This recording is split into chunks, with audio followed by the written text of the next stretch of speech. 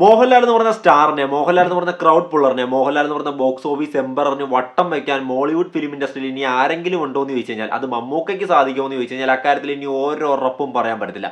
അതുപോലെ തന്നെ മമ്മൂട്ടി എന്ന് പറയുന്ന അഭിനയ കുലപതിക്ക് മുമ്പിൽ, ആ പെർഫോമൻസിന് മുമ്പിൽ മറ്റൊരു പെർഫോമൻസ് കൊണ്ടുവന്ന് വട്ടം വയ്ക്കാൻ മോഹൻലാലിന് സാധിക്കുമോ എന്ന് ചോദിച്ചു കഴിഞ്ഞാൽ അക്കാര്യത്തിലും ഓരോ ഉറപ്പും പറയാൻ പറ്റത്തില്ല. ഇത് അന്തമല്ലാത്ത ഈ രണ്ടുപേരുടെ ഫാൻസുകാർക്ക് അറിയാവുന്ന ഒരു സത്യമാണ്. ഇനി അങ്ങോട്ടുള്ള വർഷങ്ങളിൽ ഇത് അങ്ങനെ തന്നെ ആയിരിക്കും ഈ രണ്ട് കാര്യങ്ങളിൽ ഡോമിനേറ്റ് ചെയ്ത് പോകാൻ പോകുന്നത്. ഈ കാര്യത്തെ യോജിക്കുന്നവർ, കുറച്ചെങ്കിലും സപ്പോർട്ട് ചെയ്യുന്നവർ ഈ വീഡിയോ കണ്ടിന്യൂസ് ആയിട്ട് കാണുക. അല്ലാത്തവർ ഇപ്പോഴേ രണ്ട് ചീത്ത പറഞ്ഞ് സ്കിപ്പ് അടിച്ച് പോയിക്കോ, അതായിരിക്കും നല്ലത്. കാര്യം അന്തം ഫാൻസിന് ഇത് കേട്ട് കഴിഞ്ഞാൽ ചിലപ്പം വിറയും. അപ്പോൾ ഞാൻ പറയാൻ പോകുന്ന സബ്ജക്റ്റ് എന്താണെന്ന് നിങ്ങൾക്ക് മനസ്സിലായിട്ടുണ്ടാവും. നമുക്ക് അതിലേക്കൊന്ന് പോയാലോ. So hello cinephiles, welcome to touch my life. ഈ ഒരു സബ്ജക്റ്റ് പറയുന്നത് രണ്ട് ഫാൻസിലെ അന്തങ്ങൾക്ക് പൊള്ളും. കാരണം രണ്ട് ഫാൻസും രണ്ടുപേരെയും വളരെ ആത്മാർത്ഥമായിട്ട് സ്നേഹിക്കുന്നുണ്ട്. അതുകൊണ്ട് തന്നെ അവസാനം ആക്ടർ മമ്മൂക്ക തീയാണ്, ഇനി അങ്ങോട്ട് പുള്ളിനെ ഓവർകം ചെയ്യാൻ ആർക്കും പറ്റത്തില്ലെന്ന് പറഞ്ഞാൽ ഇവന്മാർ മമ്മൂക്ക ഫാൻസ് തന്നെ വന്ന് പറയും, ബോക്സ് ഓഫീസിൽ പുള്ളി തീയല്ലേ, നീ എന്ത് കോപ്പാടായി പറയുന്നത്, പുള്ളിയുടെ പടങ്ങൾ റിലീസാകുമ്പോൾ ഹൈലി പോസിറ്റീവ് റെസ്പോൺസ് വരുന്നില്ല, അതുകൊണ്ടാണ് കളക്ഷൻ കിട്ടാത്തത്, അല്ലെങ്കിൽ മഴയാണ്, ഈ ഇലക്ഷൻ വരുന്നുണ്ട്, അതുകൊണ്ടാണ് ഒരു കൂട്ടം പടങ്ങൾ കൊണ്ടുവന്ന് റിലീസ് ചെയ്ത് പുള്ളിനെ അപമാനിക്കാൻ നോക്കുന്നു, പുള്ളിയുടെ തിയേറ്റർ നഷ്ടപ്പെട്ടു പോകുന്നു, അതുകൊണ്ടാണ് കളക്ഷൻ കിട്ടാത്തത്. ഇങ്ങനെ ഒരുപാട് ക്യാപ്സ്യൂൾസുമായിട്ട് വന്ന് മമ്മൂക്കയാണ് ബോക്സ് ഓഫീസിൽ മുമ്പിൽ എന്ന് സ്ഥാപിച്ചെടുക്കാൻ യുവമാർ നോക്കും. അത് വെറും നോക്കൽ മാത്രമാണ്, സത്യമല്ല, യുവമാർക്ക് തന്നെ അറിയാം.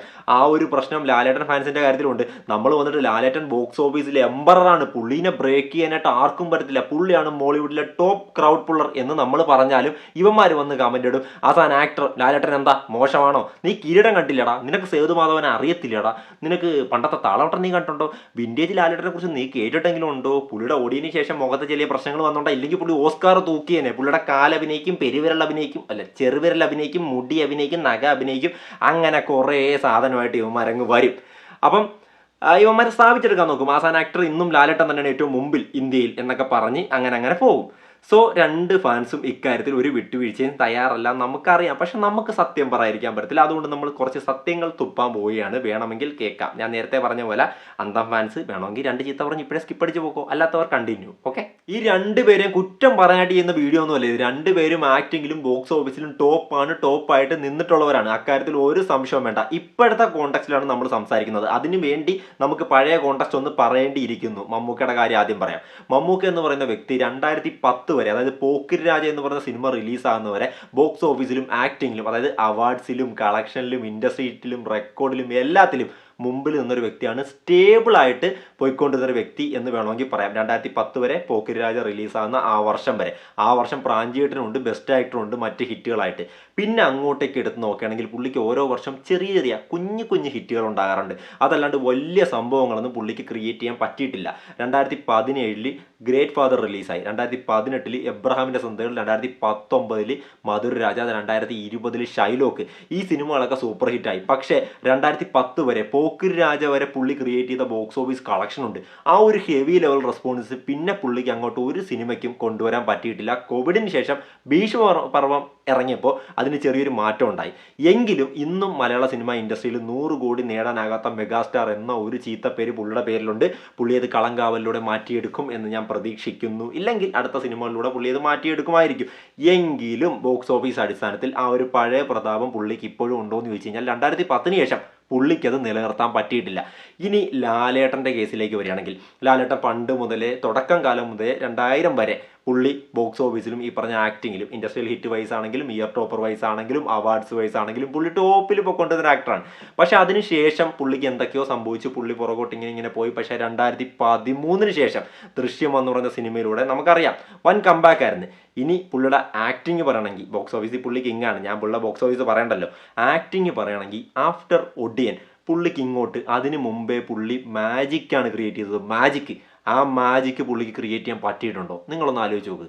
ഒരു രീതിയിലും പറ്റിയിട്ടില്ല. ഒടിയനും എമ്പുരാനും ഒന്ന് എഴുന്നള്ളിച്ചുകൊണ്ട് വരരുത്.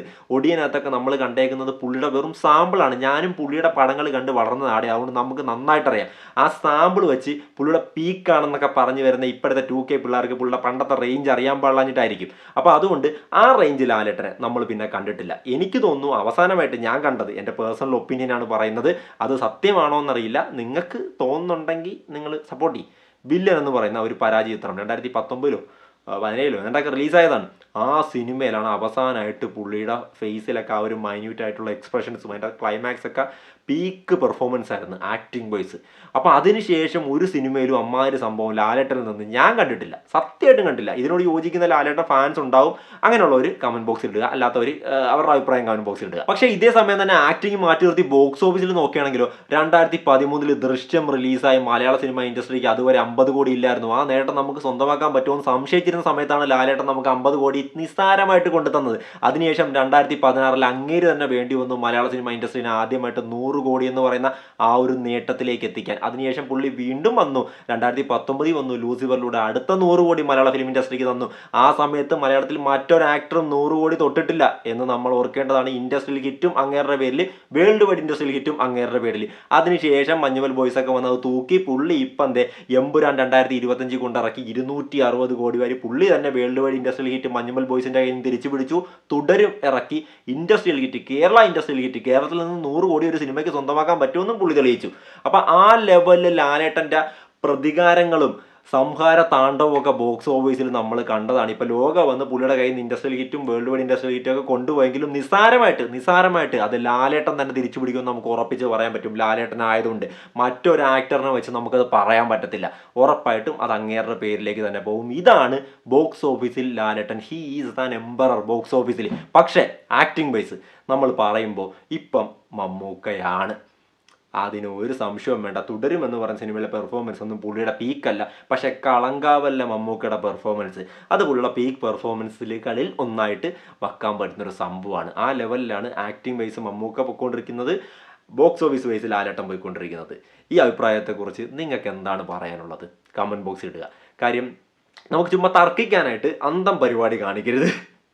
ഞാൻ പറയുന്നത് രണ്ട് ഫാൻസിനെ എല്ലാ കാര്യത്തിലും തൃപ്തിപ്പെടുത്താൻ പറ്റത്തില്ല.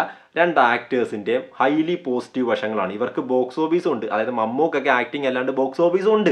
കളങ്കാവല് പോലുള്ള ഒരു സിനിമ പുള്ളി ബോക്സ് ഓഫീസിൽ അത്ഭുതങ്ങൾ ഇപ്പോൾ സൃഷ്ടിക്കുന്നുണ്ട്. അതുപോലെ ലാലേട്ടനും ആക്ടിങ്ങും ഉണ്ട്, ഇല്ലെന്നല്ല ഞാൻ പറയുന്നത്. പക്ഷെ രണ്ടുപേരും ഇപ്പോൾ ഡോമിനേറ്റ് ചെയ്യുന്നത് ഒരാൾ ആക്ടിങ്ങിലും ഒരാൾ ബോക്സ് ഓഫീസിലുമാണ്. അത് സമ്മതിക്കാൻ പറ്റുമെങ്കിൽ സമ്മതിക്കുക. എന്തായാലും വീഡിയോ ഇഷ്ടപ്പെട്ടെങ്കിൽ ലൈക്ക് ചെയ്തിട്ട് കമൻറ്റ് ചെയ്യുക, ഇല്ലെങ്കിൽ ഡിസ്ലൈക്ക് ചെയ്തിട്ട് കമൻറ്റ് ചെയ്യുക. രണ്ടാണെങ്കിൽ ചാനൽ സബ്സ്ക്രൈബ് ചെയ്യാൻ മറക്കരുത്. അടുത്തൊരു വീഡിയോ കാണുന്നവരെ ബൈ ബൈ.